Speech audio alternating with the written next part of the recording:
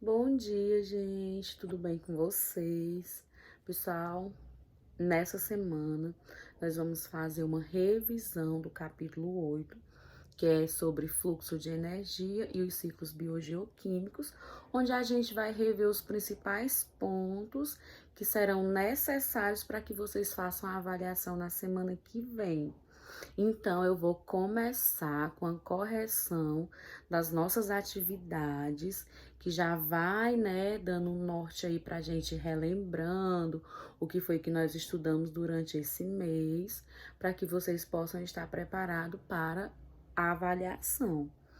E também vou enviar um documento em PDF e em PowerPoint, fazendo assim um resumo de tudo que foi repassado para vocês, para que vocês possam fazer a leitura.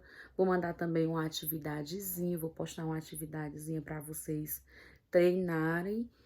E na semana que vem, na quarta-feira, às 19 horas da noite, a gente vai ter a nossa videoconferência com um aulão show de bola, para que nós possamos revisar novamente esse conteúdo e vocês truarem lá na prova, tá bom? Dando início aqui, né, à correção das 4 primeiras questões. Escreva em seu caderno o termo abaixo que substitui corretamente a tarja entre parênteses das questões de 1 a 4. Então, essas 4 questões aqui, elas são conceituais.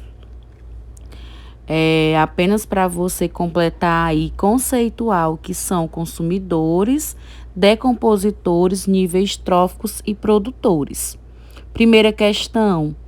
São organismos autotróficos capazes de produzir o seu próprio alimento a partir de moléculas inorgânicas e energia do meio. Então, quem são os organismos autotróficos? Né? Apenas os seres fotossintetizantes, que são as algas e as plantas. Então, a gente sabe que aí é o nível dos produtores. Então, aí no caso que irá completar a primeira questão é o item D, produtores. Segunda, são organismos especializados em degradar a matéria orgânica de cadáveres e resíduos orgânicos. No caso aí é transformar, né, a matéria orgânica em matéria inorgânica. Esse aí é o papel dos decompositores. Portanto, o item correto é o item B. Terceira questão, organismos heterotróficos que necessitam obter substâncias orgânicas de outros seres vivos são genericamente denominados, aí no caso são os consumidores, que são os organismos heterotróficos, ou seja, eles não produzem o seu próprio alimento, assim como os autotróficos.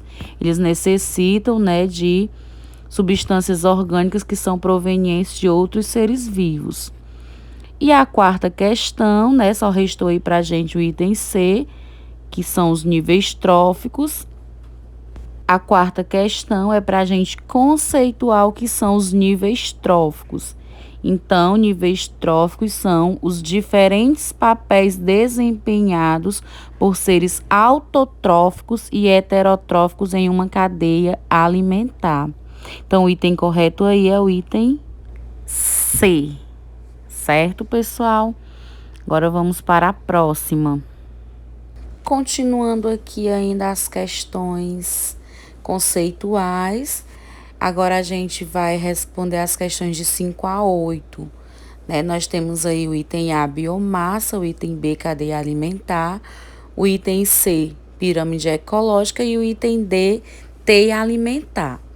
Na quinta questão, a quantidade de matéria orgânica presente em um organismo ou em um nível trófico constitui no caso, é a biomassa, né, que é a quantidade de energia orgânica que sobra depois que o ser vivo realiza todas as suas atividades em que ele necessita gastar energia, que no caso é pela respiração celular. Sexta questão, refere-se à rede de interações alimentares em uma comunidade biológica. né? Rede, está falando de uma rede. Então, no caso aí, são as teias alimentares, item D. Quando é uma sequência linear, isolada de seu conjunto por questões didáticas, a gente está falando da cadeia alimentar, que tem como base os produtores. No caso aí, o item correto é o item B, no caso da sétima questão. E a oitava é uma representação gráfica que destaca a dissipação energética nos diversos níveis tróficos, que no caso é a pirâmide ecológica, né? Que nós temos as 3 tipos de pirâmides ecológicas: a pirâmide de massa ou biomassa, a pirâmide de números e a pirâmide de energia. A nona questão é para a gente responder o que são os combustíveis fósseis do ponto de vista dos ciclos biogeoquímicos, né, que é dos ciclos da matéria, que na visão da evolução, os combustíveis fósseis são restos de seres que viveram no passado. Mas do ponto de vista dos ciclos da matéria, esses restos, eles são ricos em moléculas orgânicas de energia. Então, o item correto é o item B. A 10ª questão, eu vou tentar aqui fazer uns esquemazinhos para a gente poder entender. Vamos lá. Uma teia alimentar é constituída por árvores frutíferas, bactérias e fungos do solo, coelhos, capins, serpentes, gafanhotos, gaviões e insetos frutívoros, que são aqueles que comem frutos. Nessa teia, quem são os consumidores secundários? Olha só aqui como foi que eu fiz para resolver. Eu coloquei tudo num ciclo, né? Aí vamos lá. As árvores frutíferas e o capim são produtores. Então, as árvores frutíferas vão servir de alimento para os insetos frutívoros, que poderão servir de alimento para os gafanhotos. O capim vai servir de alimento para o coelho e para os gafanhotos. Os coelhos servirão de alimento para as serpentes e para os gaviões. E quando todo mundo morrer, vai servir de alimento para os fungos e para as bactérias, que são os decompositores. Então, basta, a partir das árvores frutíferas e do capim, a gente definir quem são os consumidores primários, que no caso são os coelhos, os insetos frutívoros e os gafanhotos, e os secundários, né, que são as serpentes e os gaviões. Aí, no caso da questão número 10, o item correto é o item D, serpentes e gaviões. Na 11ª questão, nós temos também uma questão conceitual, né? O conceito de onívoro refere-se a organismos que ocupam mais de um nível trófico nas teias alimentares, ou seja, são organismos que tanto podem ser consumidores primários quanto consumidores secundários, ou terciários ou quaternários, vai depender da situação, ou seja, se alimentam tanto de vegetais quanto de outros animais. A questão número 12 fala de produtividade, né? Então, aí é para a gente lembrar o que? Produtividade primária bruta, produtividade primária líquida, produtividade secundária bruta e produtividade secundária líquida. Então, assim, a produtividade primária bruta é a quantidade de energia que as plantas, que os produtores absorvem no processo de fotossíntese. E a líquida é aquilo que resta para formar a sua biomassa depois da respiração celular.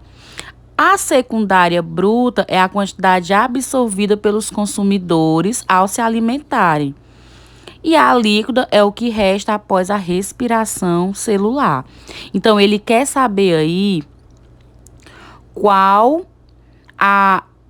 quando avaliou os custos de engorda de 2 espécies de herbívoro, ou seja, animais que se alimentam de plantas e vegetais, um fazendeiro descobriu que, com os mesmos tipos e quantidade de alimento, os representantes de uma das espécies ganhavam mais biomassa no mesmo tempo. Então, os parâmetros em questão referem-se a que conceito?